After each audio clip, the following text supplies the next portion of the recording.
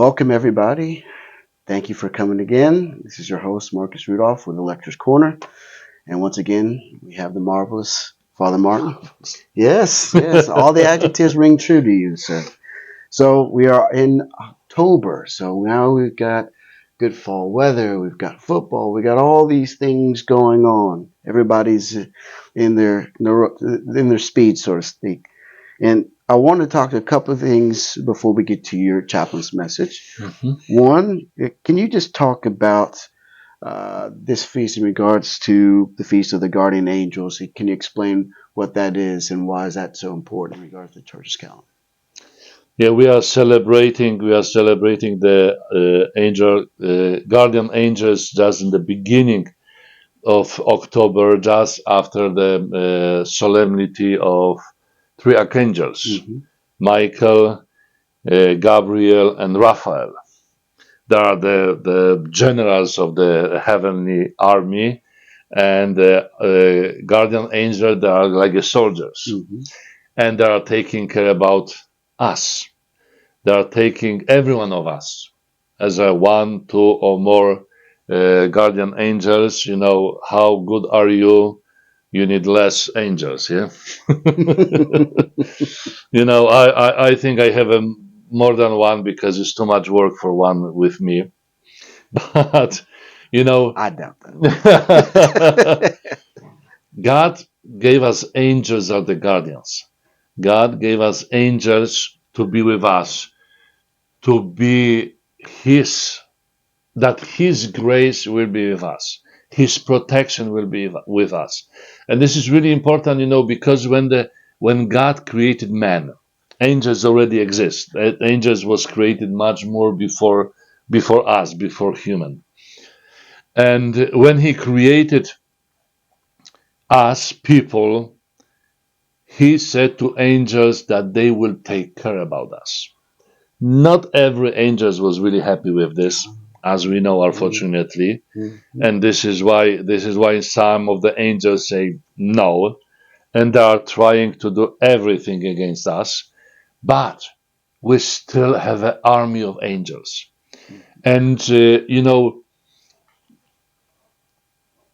my first prayer. I remember my first prayer that my parents, but my mom teach me. It was the prayer to the guardian angel. And I am praying still today. I know that in English you have the familiar prayer, and so many people are not praying this because thinking that this is a kid's prayer. No.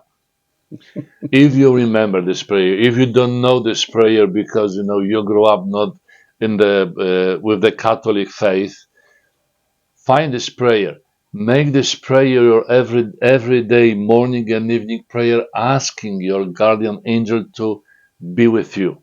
And you know what is interesting? That so many people are not thinking about this. We have a guardian angels. It's 100% sure, yeah. But this angel has a name, and I am always thinking when I will meet in heaven my guardian angel, then I will find out what is his name. Sometimes, especially before I was even praying, that God will give me this gift, to know my guardian angel's name. Unfortunately, I am not too worthy to know this name. But think about your guardian angels. When we are thinking that with the name, it will be much more personal with us. It's, if we know someone by the name, we are much closer. Yeah, we are not. When we see some strangers, we are saying, sir, ma'am, yeah. Right. But to the friends, we are using name. We don't know the name of our best friend, but he is always with us. And this is why we are celebrating this feast of the guardian angels, to honor them. Honor your guardian angel, not only on this feast, but every day with your morning and evening prayer. Absolutely fascinating stuff. We appreciate it, sir. And one more question prior to the chaplain's message. Can you just talk about, because we will do a memorial feast for St. John uh, Paul II. Can you just go over his life and legacy in regards to briefly in regards to Yeah, the John church? Paul II. If you can see here is my. This is me with Saint John Paul II. His feast. His feast is on October 22nd. Mm-hmm. Why October 22nd? He became a pope. He was elected to be a pope October 16th. Mm-hmm.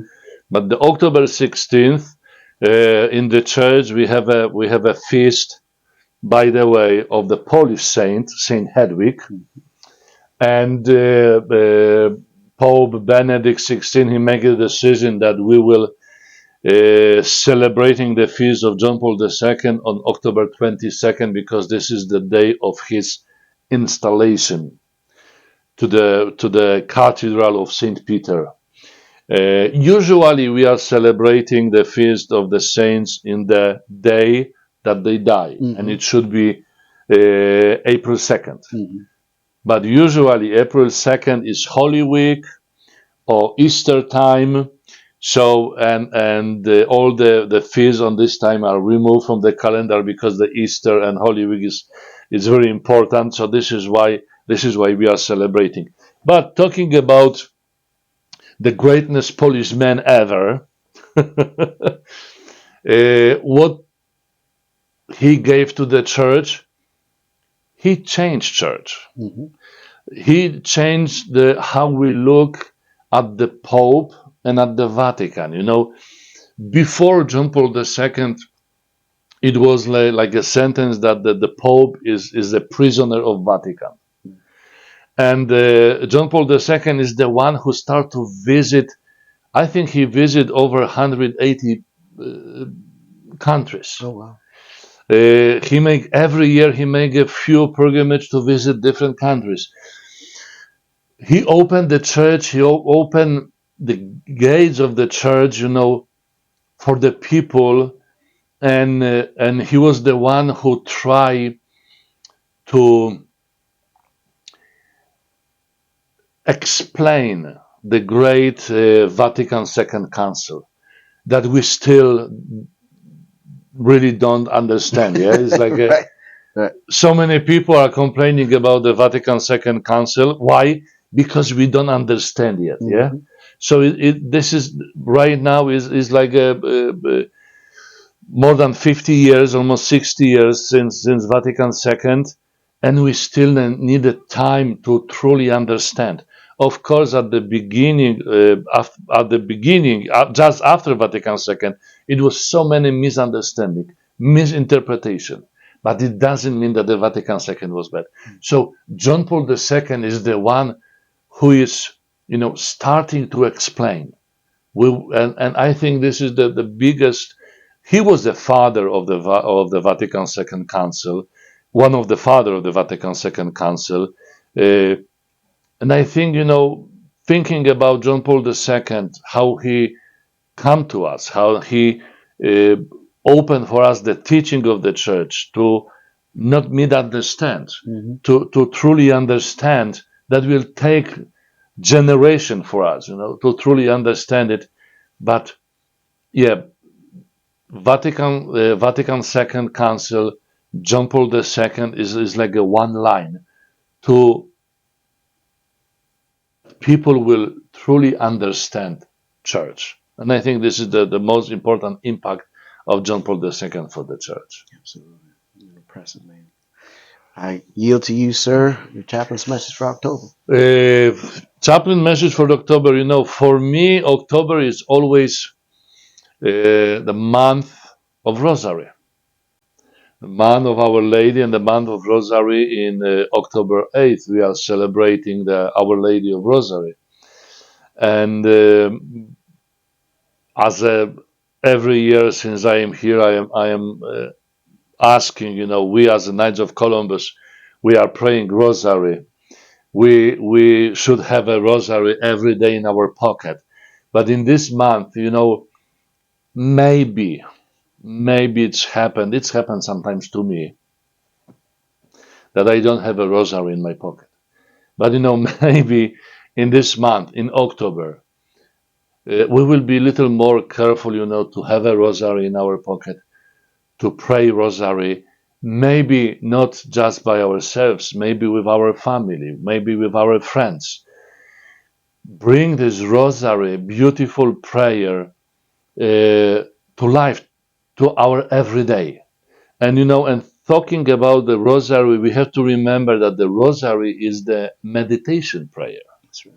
Is a we have a decades and we have a mysteries, and we during this 10 Hail Marys we have to meditate this ministry. If we have a if we have a mystery, if we have a mystery of Jesus dying on the cross during this 10 Hail Marys, meditate Jesus on the cross.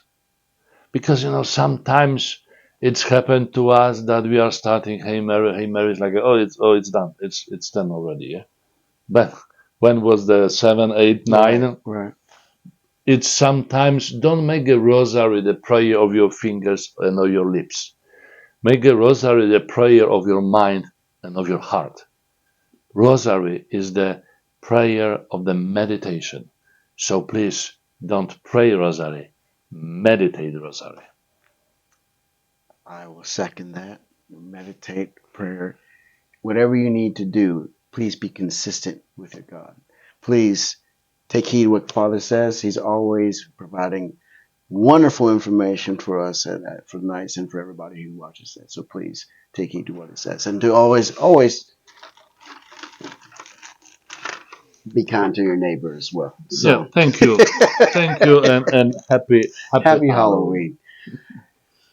Take care, everybody. God bless you.